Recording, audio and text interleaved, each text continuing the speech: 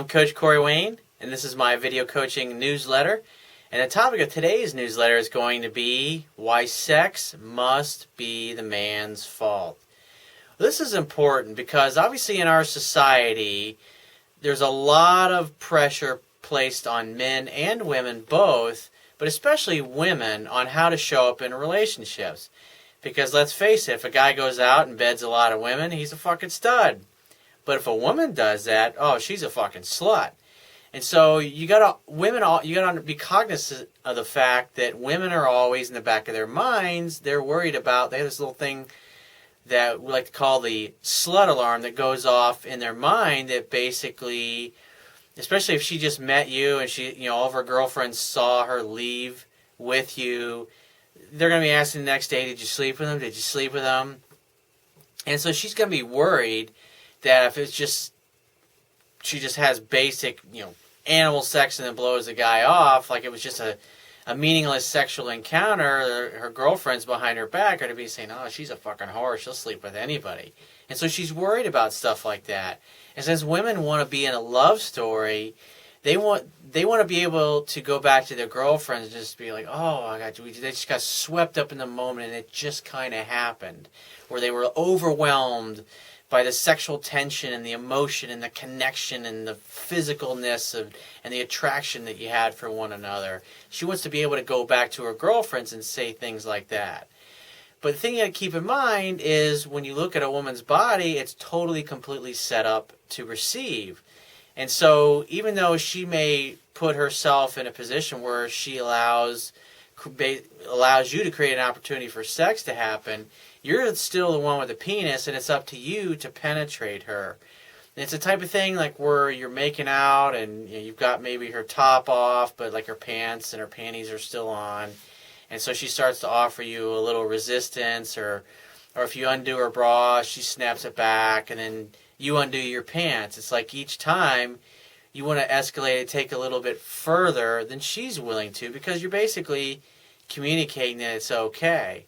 Because when I was learning this stuff, there were times where I got women in bed, and because I didn't know that it had to be my fault, I was in a way sometimes waiting for them to make more of the move, whereas they'll be in bed, but at the end of the day, I was the one with the penis, and so it was up to me to penetrate them. And so that's the thing you got to keep in mind, is that it has to be your fault. It's like if you get her completely naked and you still got your underwear on, if you wait for her to take your underwear off so you can penetrate her, 9 times out of 10, she's probably not going to do it. Because if she does that, then she was the one that basically removed the last barrier to the two of you having sex. And so if she's there buck naked because you took all of her clothes off and she allowed you to do it, but she doesn't get you completely naked, then you take your underwear off and then you penetrate her. Because then it's your fault because you took your clothes off and you penetrate her. And that's just the little subtle differences that give a woman permission to go and do what she wants to do naturally anyways. And we all want to do, because let's face it, human beings are sexual beings. I got a short email here from a guy who, he's written me before, and I guess it's been a while since I've heard from him. But he says he got a couple of women to the point where he felt they were ready to be seduced, and he just wasn't able to seal the deal, and so he wants to get my feedback. And so he says, I haven't written you in a while because I've been practicing, and now I forgot to tell you in my prior emails that I am recently single from a serious relationship. I am also a single father, so my skills were a little out of tune. I never had an issue with getting women in the past. I was only hung up on that last girl I told you about because she was a challenge. She actually said no to me, and many women haven't. But nonetheless, I have another issue.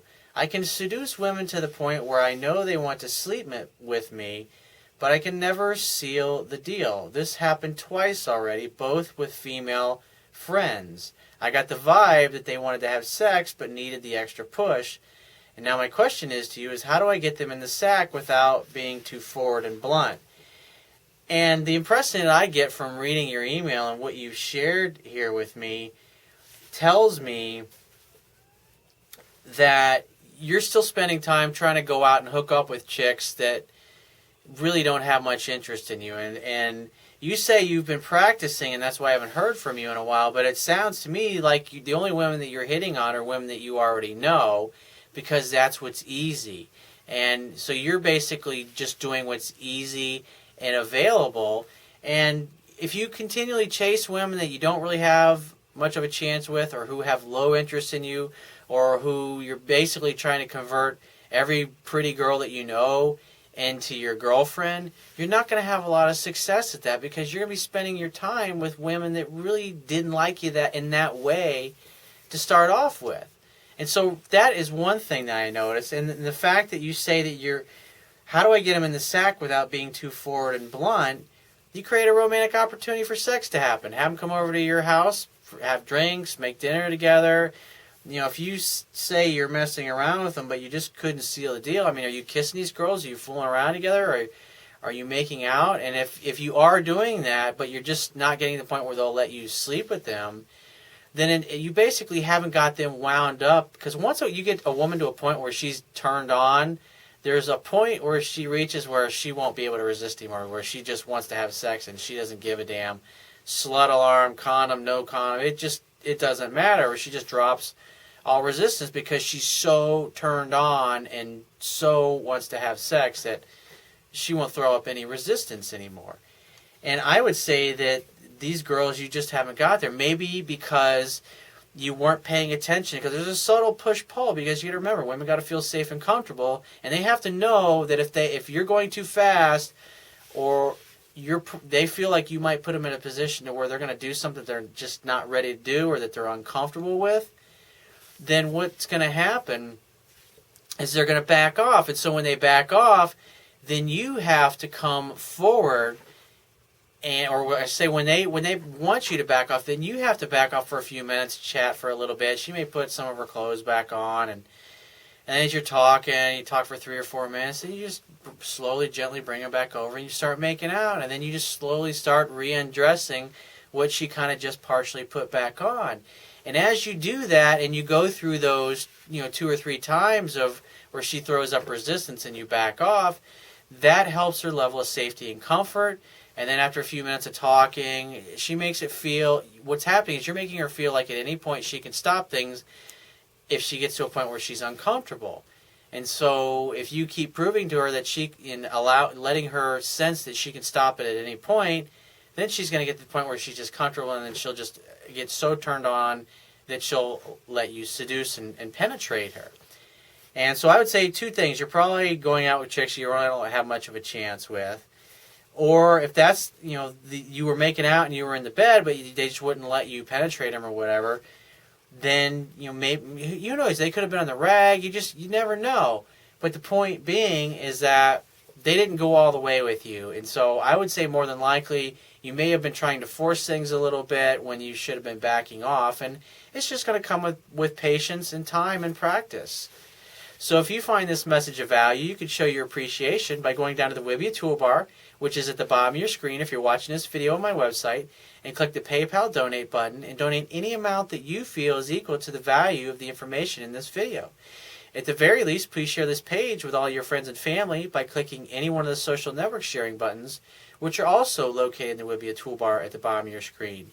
And if you have a question that you want to ask me, or there's a topic that you want me to cover in a future video newsletter, click the Contact Me tab on the left-hand side of your screen and send me 3 or 4 paragraphs maximum detailing your questions, your situation, or your challenges.